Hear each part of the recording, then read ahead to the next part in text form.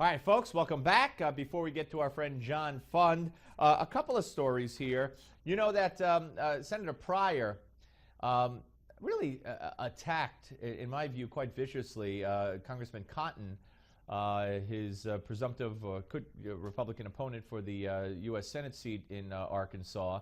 And, of course, Cotton, a military veteran. And Pryor talked about how Cotton feels a sense of entitlement for the Senate because he was a military veteran. He had a chance to walk that back during another interview after that and double down. He did not, from what I understand, backtrack on that at all. And we spoke to Congressman Cotton about that, and, you know, he wasn't too pleased with it. And it's a disgrace what Senator Pryor said about Congressman Cotton. And there's a great new ad that we're going to play for you tomorrow that the congressman has just put out. But here's another story. A Democratic candidate for the governor of Maryland is defending comments that he made yesterday where he suggested that his opponent for the Democratic nomination, not even a Republican, but his opponent, an Iraq war veteran, is not up to the task of a quote-unquote real job. Yeah, Maryland Attorney General Douglas Gansler has drawn the ire of veterans groups after he made the comments about his opponent, Maryland Lieutenant Governor Anthony Brown. During the event, Gansler was asked why the state, or what the state had learned from the rollout of Obamacare.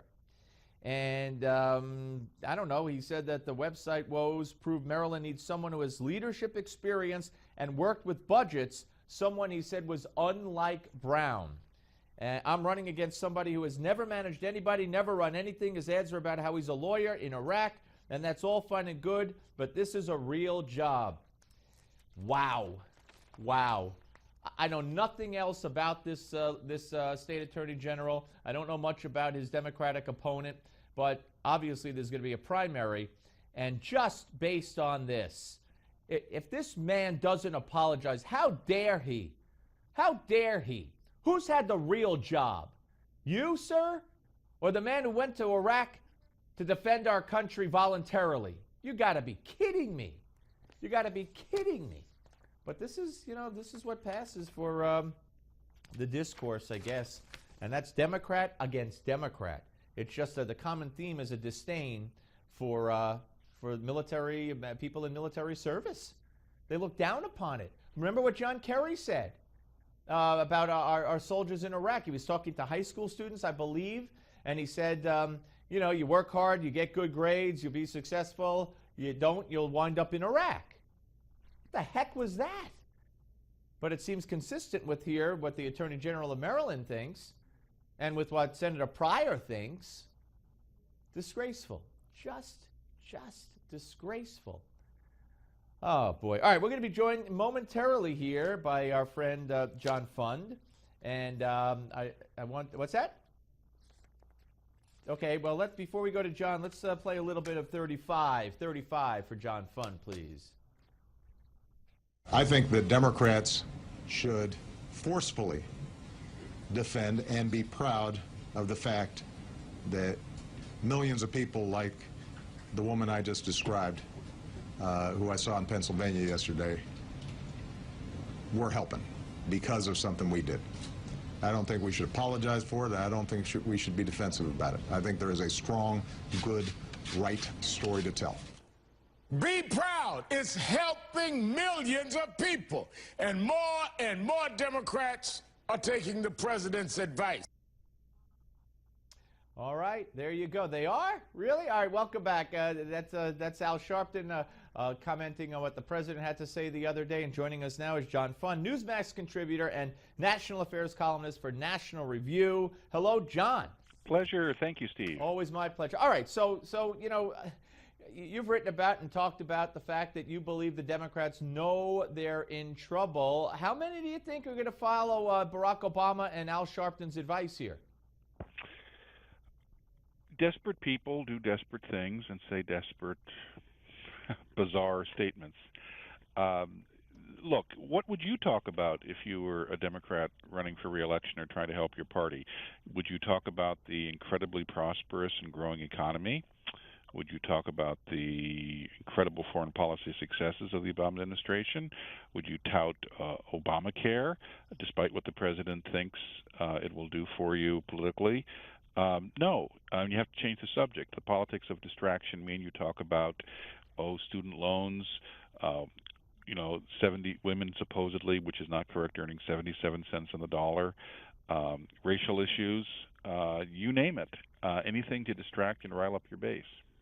Yeah, and of course, the racial card, if you will, too, played by Stephen Israel and others, including some would say Eric Holder, with the remarks he made about no attorney general and president have ever been treated this way. There's a poll out today from Fox News, John, that shows that if someone had the two equal candidates and one was pro-Obamacare and one was, I want to say equal, I mean in their mind, and one was anti-Obamacare, it would make the difference for an overwhelming number of voters, but even more than the general population, independent voters by 25% would pick the anti-Obamacare candidate. So this isn't, well, Al Sharpton's little advice, along with Barack Obama's urging, isn't going to help.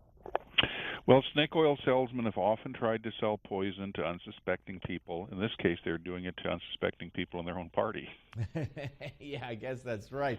You wrote a great piece today on National Review online, John, about the irony here. Joe Biden in Ukraine comes bearing gifts, technology, how to boost their production of natural gas in their fields. However, the Keystone Pipeline on Friday got another delay, and we sent a signal by doing that to Russia that we're not serious about our own national energy, and we're not serious about being able to provide it to people who now depend on Russia for it. For the last 3 years, there have been 23 permits requests for building new facilities to export our very cheap natural gas to Europe, which is heavily dependent on Russian sources of energy, and the president has been sitting on them. So he sends Vice President Biden over to say, fracking and natural gas exploration and development is great for you guys, but we're not going to send you any because we have this environmental lobby in our country, and I can't politically get away with building anything. Right. Well, of course he can. I mean, he's worried about the damage it would do, I guess, to the rest of the party, especially leading up to these elections. He's trying to get every vote he can and energize anybody he can. But you point out in your piece, the EU ambassador in Washington, the Hungary's ambassador at large for energy security. I mean, they're all making statements. And just think, if we would approve that, if we would take that step, if we would make a statement with regard to the future of this country, I don't know if Russia would sit there and change its plans or quake in its boots. They'd know we were being serious. Right. There'd be a message sent. Right now we're sending the opposite message. We're sending the message that domestic politics trumps everything. We're not serious about reducing Europe's dependence on Russian energy sources. So the Russians can play their blackmail game for the next few years, knowing that we're not serious in countering them and offering the Europeans an alternative, despite the fact the Europeans are begging for one. Let me ask you this.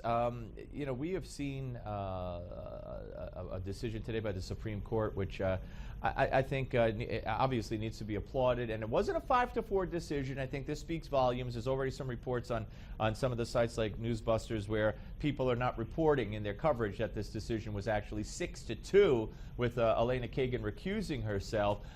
So this decision on affirmative action, and of course the left is, some of them are already lamenting the fact that this is a blow for diversity. But as it applies, as you well know, John, to universities, when they say diversity, the left speaks of diversity on college campuses, they're talking about skin color. They're talking about ethnicity. I mean, we've had 200 professors at the University of Minnesota and 200 more at Rutgers that banded together at each individual school to keep the most successful black person, arguably, in this country's history, female, Condoleezza Rice, from appearing at their respective universities. Oh, sure. And remember, this decision today basically said, the voters of Michigan had the right to say, through a voter initiative, we don't believe the state should discriminate on the basis of race, which is what the Constitution says. And you know what? 58% of people agreed with them, carried almost every county in the state. And since then, we've had increasing diversity efforts that are legitimate. And frankly, many minority students are still attending the public universities of Michigan. And in California, for example, the number of black and Hispanic students has gone up at the University of California despite the affirmative action ban there. And what is the response of the opponents of race-neutral admissions policies? It's to just yell racism. And I have to say, not all minorities think alike on this. If you talk to the Asian Americans in California, they were the biggest opponents of affirmative action because skewing the results so that otherwise unqualified minority students would go to the school where they frankly wouldn't do as well as if they went to a school that was more suited to their academic credentials would mean a lot of Asian American students would be bounced out of schools where they had gotten in on the basis of hard work and real, guts. Yeah, absolutely. One more a quick topic here for John Fund. John, let me ask you about the announcement yesterday by Eric Holder that they're looking for ways to give clemency to more drug dealers and drug convicts in prison. Very reminiscent to me, not on the same scale maybe, but of when Holder was number 3 at the Justice Department under Clinton, and he went to the FALN terrorists in prison, the bomb makers, and said, haven't you spent enough time behind bars? Don't you want clemency? As a result, you know what happened. Well, I wouldn't quite equate those two things. Look, I think it's a legitimate point that we probably do keep too many people in prison who are nonviolent, who have been jailed for drug offenses. That's a perfectly legitimate debate to have. What's not legitimate is to directly go back and second-guess the courts, which are an independent branch of government, and say, we don't like the sentences you handed out in accordance with the law and procedures. So we're going to basically find a way to overturn many of them. That's a violation of the separation of powers. It's outrageous. It's rewriting the rules of the game after the rules have been used. And I think that the proper way to handle this is with the one way Obama doesn't want to handle any issue, which is you go to Congress and you get the law changed. Right, absolutely. And tell folks about the exciting news about your book that's coming out in a couple of months. HarperCollins in June will be releasing a book that I've co-authored with Hans von Spakovsky of the Heritage Foundation. It's called Obama's Enforcer, Eric Holder and the Justice Department. I can't imagine what you'd be writing about because I can't see the material there, John. It's a very boring, dry subject. Yes, I almost fell asleep writing it. I can't wait for that book, and I can't wait to see it and read it and have you on to talk about it. But we'll talk before then. Thank you, my friend. Appreciate it as always. Take care. John Fund, ladies and gentlemen, here on the Steve Malzberg Show. Yeah, no, as I said when I was making the analogy of sorts, I'm not saying that they're equal, and I think what he did with the bomb makers for the FALN, was egregious and horrible, and let very potentially dangerous people back on the streets. But this, like John said, this is a violation of the separation of powers. You don't say. Somebody brought this up on one of the shows last night I was watching, so it's not my idea. But somebody said, well, okay, what if George Bush or a Republican president said, you know what, I don't like the sentences handed down for the abortion, the people who harassed women going into abortion clinics. So we're going to let them out early because I think they were too stringent. You know what would happen on the left? Same thing here on the right. I mean, from a leftist president. All right, we're coming back. Don't go away. Steve Malzberg Show, Newsmax Television.